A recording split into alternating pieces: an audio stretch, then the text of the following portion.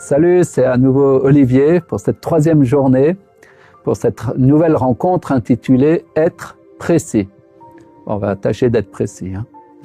Effectivement, depuis la nuit des temps, c'est vrai que les hommes prient. Tout le monde prie, presque. C'est un besoin universel. Et elle se pratique de diverses manières, sous de multiples formes, selon les lieux, les époques, les cultures, les religions. Mais c'est vrai qu'on peut dire que la prière transcende les frontières culturelles et religieuses. Une grande majorité des habitants de notre planète prient. C'est ce qu'il y a de plus universel et en même temps de plus personnel et intime en même temps.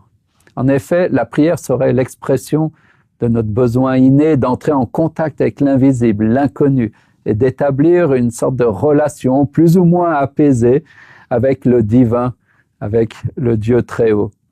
C'est dans cette relation nourrie par la prière et des pratiques spirituelles que l'homme parviendrait à élever son âme en trouvant la santé, la sérénité, la paix et une forme d'unité intérieure dans un monde, lui, qui est bien agité et très souvent divisé.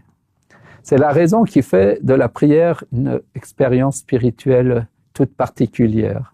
Une pratique à la fois simple avec ses rituels, ses récitations, ses invocations, et à la fois complexe, où l'homme avance à tâtons, avec hésitation, vers un Dieu infini, éternel et invisible.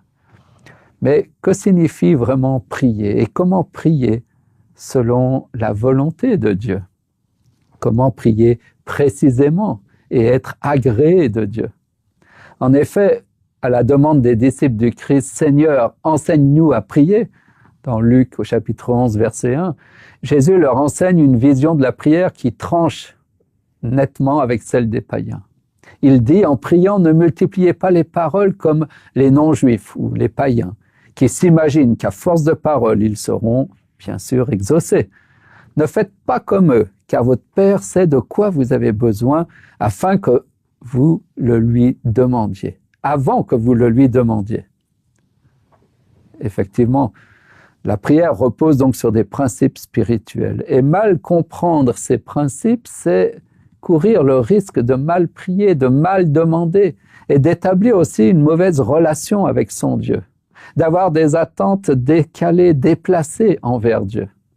Et à la fin, ne pas le comprendre et se dire Dieu n'écoute pas mes prières, alors qu'en fait, c'est nous qui ne sommes pas dans sa volonté, dans ce qu'il